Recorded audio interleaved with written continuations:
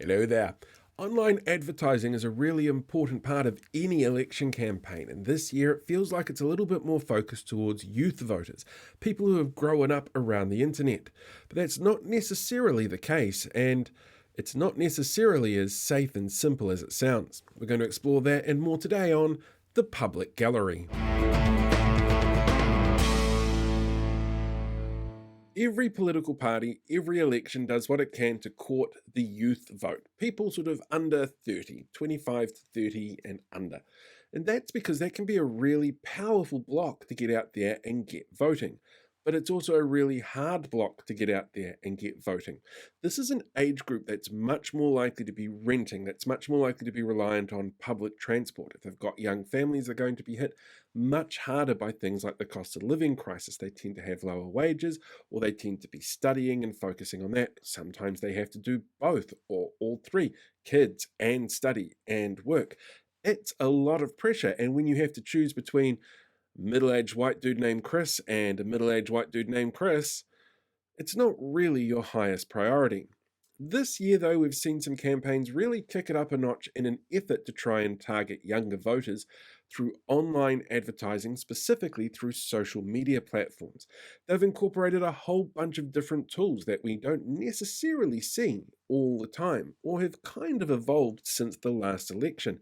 And because we don't have a figurehead in this election that kind of connects to young people like Jacinda Ardern did, we have to see these political parties rely on those tools. Now, when it comes to targeting younger voters, well, they've got the whole toolkit out already. We're already seeing memes being generated across the political sphere. We're seeing AI being used to generate advertising campaigns. We've even seen Chris Luxon turn around and use what we call an attention holder, which is a video where you only need to watch the top half of the video screen because the bottom half has something pretty going on. In his case, it was coloured sand being chopped up by some kind of brush comb thing, and it's very relaxing. And when you sit down and look at the comments, the people understand where he's coming from but aren't necessarily listening to the message. But is that actually important? If his numbers are going up, if people are viewing his content, does the message really matter? This is a really fascinating topic for me because while I initially wanted to start looking at youth voting and how online messaging works towards them, it became apparent really fast talking to the gallery that this isn't something that's really just for young people. While some of these campaigns are really specifically targeting what we call a digital native, somebody who was raised around computers and technology, there's still a lot of feedback and bleeding that goes into other age groups as well. And you've got some age groups that are much more adaptable to that kind of technology and messaging. You've got some groups that don't even realize that they are part of that messaging that's getting that kind of push online in these social media spaces. So I decided to do something a little bit different with this episode. I'm going to start off actually with an interview I had with Sam Williams, who's the head of marketing at a company called Amplify. They work really specifically in the technology sector doing B2B marketing. So if I want to know about how online marketing is going to work, he's definitely the expert to talk to. But what surprised me, and honestly, it hadn't even entered my head, and it surprises me it hadn't even entered my head, the amount of bad faith actors that we've actually got out there is an unknown, but a guarantee that they're there. Organizations and individuals who are doing what they can to use the data that they've scraped off our internet usage to try and manipulate election outcomes. We saw it first in 2016 with the US presidential elections and Cambridge Analytica and the work they did there. All the work that they did in the Barbados referendum for independence, where they used soccer memes to talk people into going for independence. It's a fascinating topic, and one that we should be concerned about, but we'll get to that one a little bit later. First of all, though, I wanted to have a chat to some of our gallery about what their usage is like online. What have they seen online, and what do they feel is targeted towards them specifically, or whether or not it's targeted more towards a youth audience that they may or may not relate to.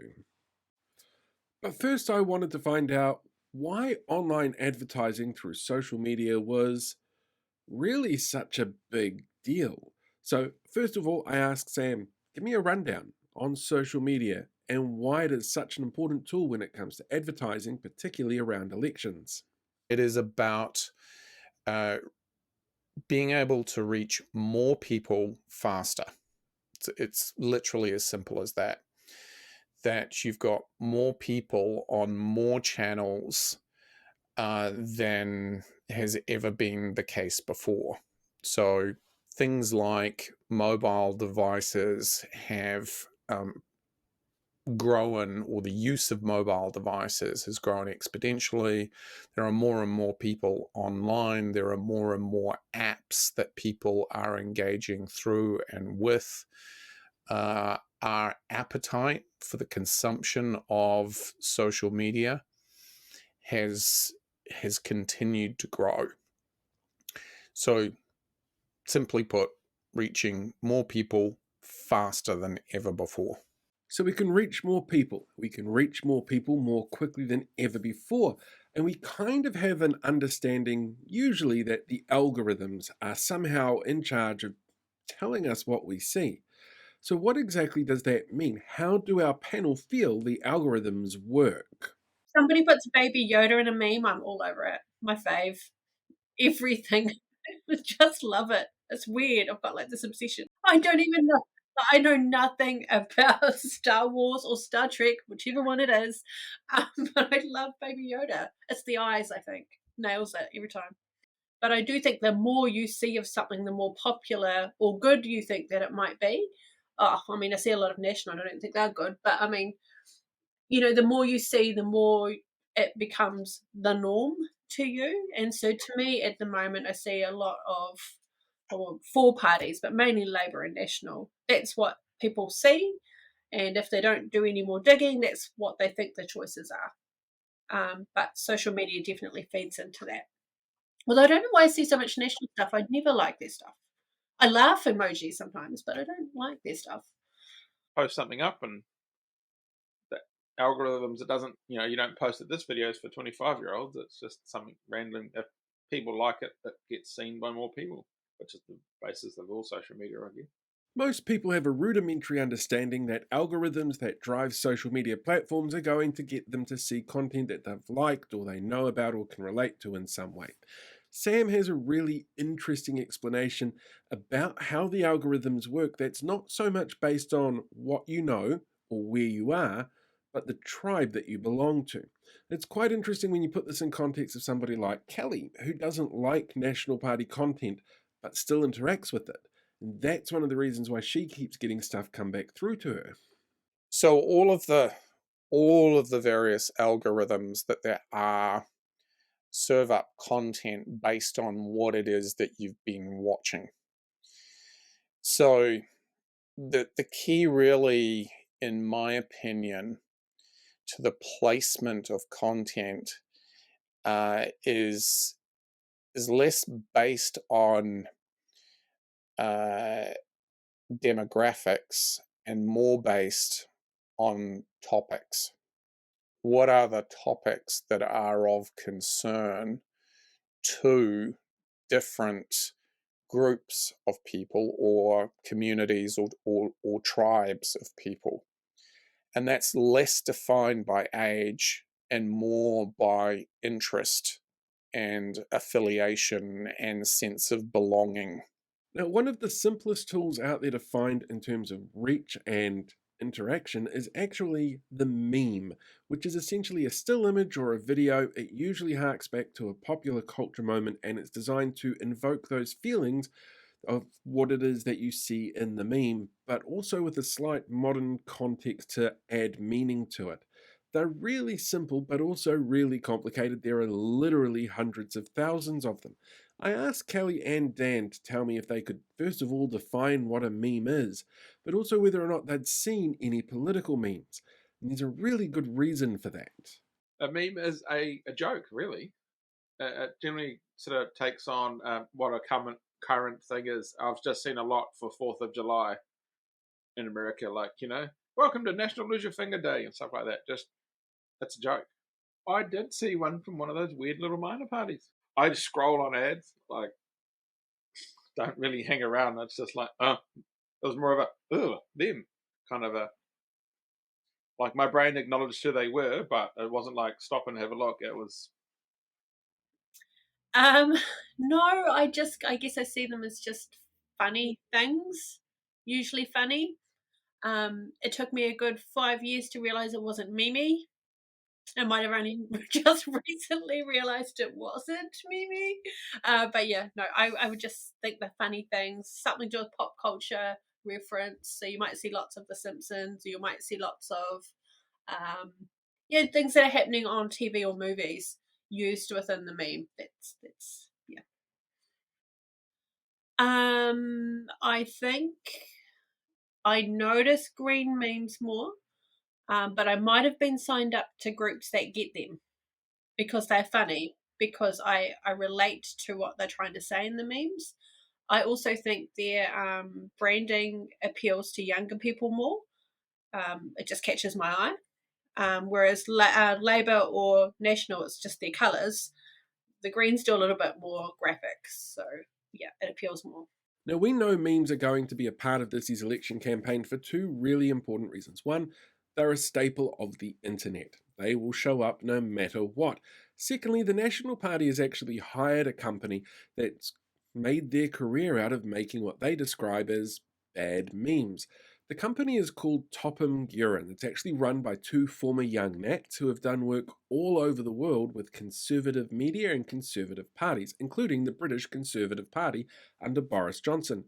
While they were there, they were classed as being really problematic. They had a whole bunch of incredibly sexist material go out, and they even took control of the Conservative Party Twitter handle, changing its name to Fact Check UK, and then tweeted out a whole bunch of misinformation about the opposing Labour Party.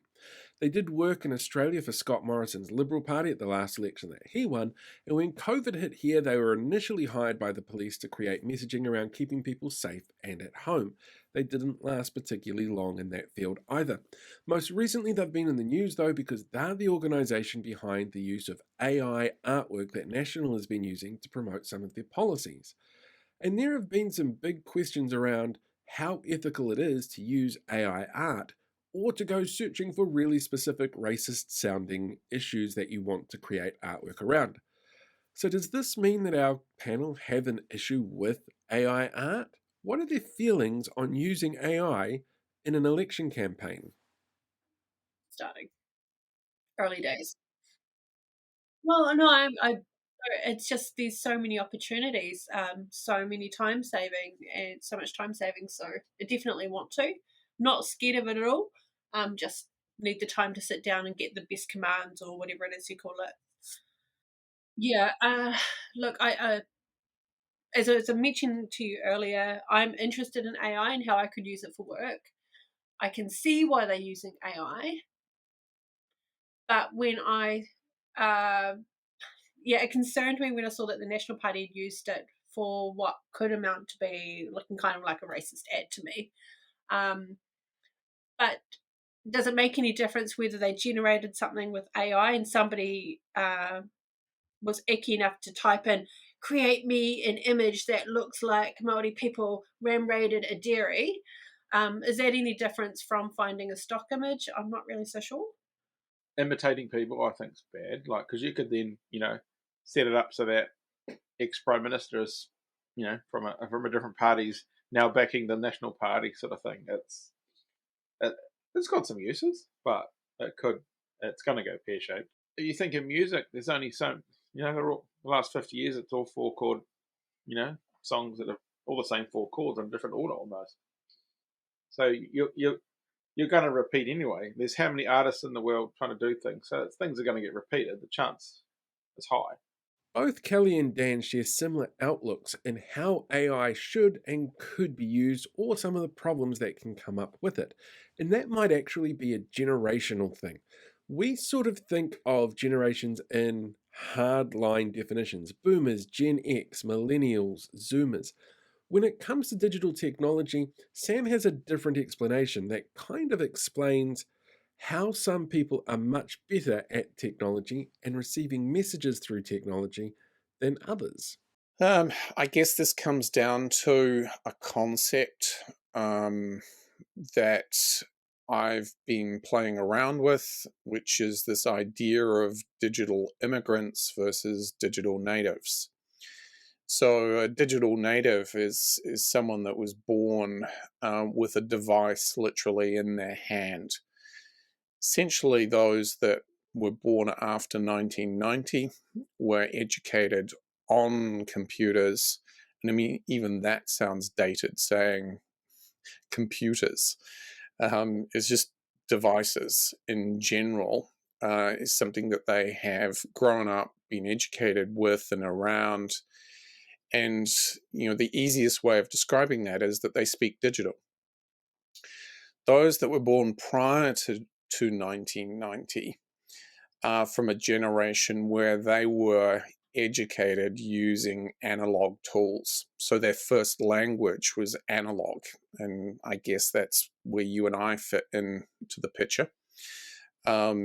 There are some of those who have come along and speak digital fluently, but there's actually a large swathe of the population which, given the demographics of voting, tend to be your retirees that are unfamiliar with digital devices, and it's very difficult to connect with them because they speak digital in a very halting fashion, a little bit like somebody that has learned a completely foreign language as an adult. It's difficult for them to wrap their heads around it. That difference between a native and non-native digital user is quite a fascinating one as well when it comes to campaigns in general. Now, Dan has had to put together a few Facebook and Meta campaigns for his company, and he does his targeting really specifically for specific reasons. And they're not dissimilar to what we would see from political parties. You see, one of the big issues that political parties have is getting their message across to young people, making sure that message is heard and that it's something that's relatable to them. And that's because they're in a very different part of life to their core voters. When Dan comes to sit down and produce the content that he's putting out for his business, he has to take those same factors on board. I can make ad campaigns on Facebook and target 18 to 25-year-olds. I tend to not to. I tend to target 25 to 55-year-olds because they've actually got money and got houses that they own. So you can target. So some young person could say, "Oh yeah, I see heaps of them. I see heaps from the different parties, whereas I don't. Whereas I'm not being targeted." Because I would think that most of the political parties, well, when I say most, the likes of National Labour, ACT, Greens, Māori Party, and old Winston Peters, New Zealand First, they would know who's going to vote for them. Does that make sense?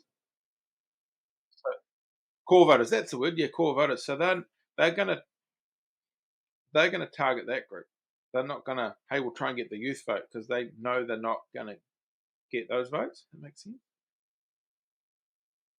But they know they've got a core of voters. They don't need those votes. Well, I think this is a common misconception that the youth voter has a short attention span. In reality, we all have shorter attention spans because we're all all advertisers, all marketers are competing for our attention in a very cluttered realm and world. So there is a school of thought that the content that you produce for the younger generation should be short, sharp, and designed for a short attention span. But fundamentally, there is no difference. It's subtly different in the sense that the format or the style of narrative for a younger generation is going to be different to the style and narrative that's going to connect with, let's say, an older generation. That doesn't mean to say that you don't use the same form factor or media. You still make it a 20-second piece or a sub 60-second piece, but you tell a story in a slightly different way that's going to connect with the sensibilities of that particular generation. Interestingly, a really good example of what Sam's talking about there comes from Chris Luxon himself. A couple of weeks ago, Chris uploaded a video onto TikTok, which was just standard talking points for the National Party. It's the same talking points and policy points that they've been pushing in question time, at their conference, in the media, every chance they get. And it's not necessarily a bad thing. They're being consistent with their messaging across mediums. The difference here, though, is that they employed something known as an attention holder, which is essentially a hack to make people keep watching because they get distracted by something else that's kind of pretty and they want to see how it works out and see what happens next, and they don't realize that they're consuming your content at the same time. It feels a little dodgy because it is kind of a little dodgy, but not wrong, if that makes any sense.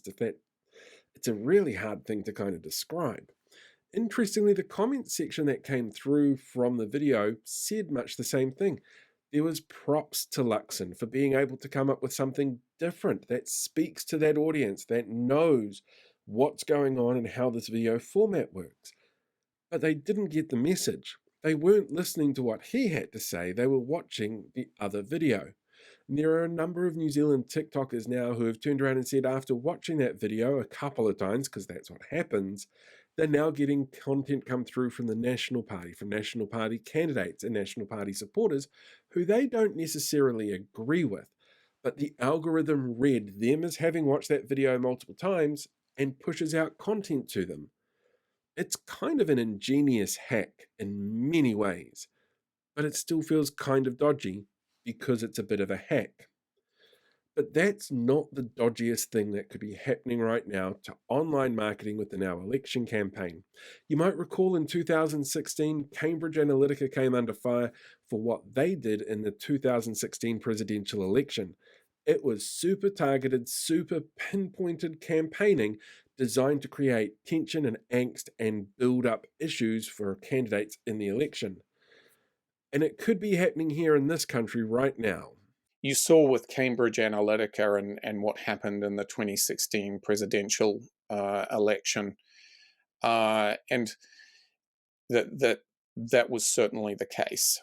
And it really wasn't about the youth vote. It was that Cambridge Analytica were able to identify affiliations. Let's say it was about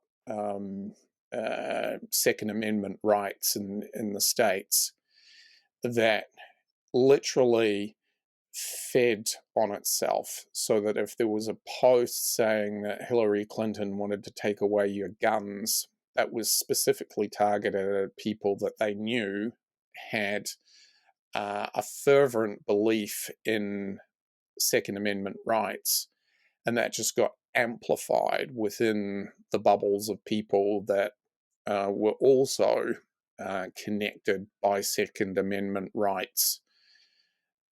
Interestingly enough, there's also an example around the independence vote in the Caribbean.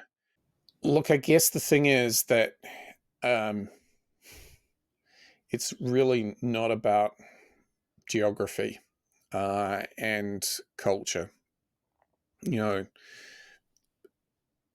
if we just look at cyber attacks, we think that because we are a small country far away from the rest of the world, that we are not vulnerable or not subject to cyber attacks.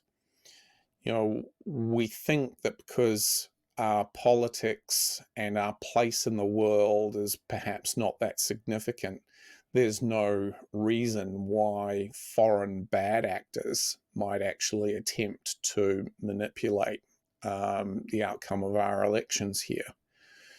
Having said all of that, the probability that someone domestically or foreign is undertaking some sort of campaign to manipulate the outcome is extremely high. Like if there's the opportunity to do it, somebody's going to do it.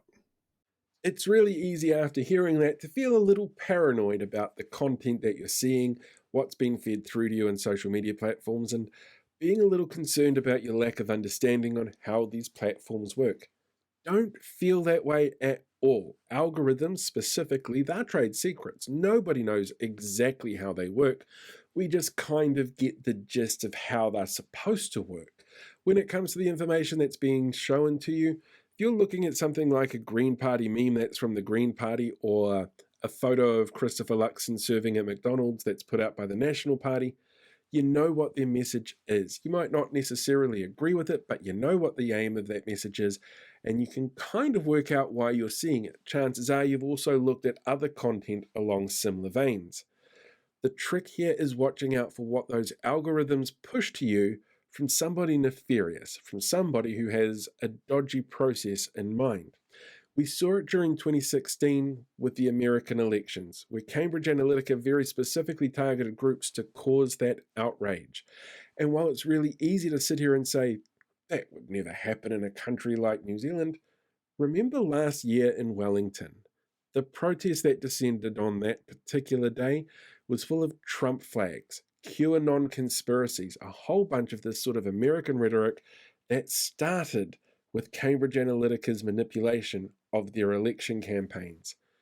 It can happen here, and no doubt somebody is trying to do that. There are organizations that are incredibly well resourced that are not telling us where their resources come from. Voices for Freedom is a great example of that. We know that they have political motivations. We know that they have a lot of funding behind them.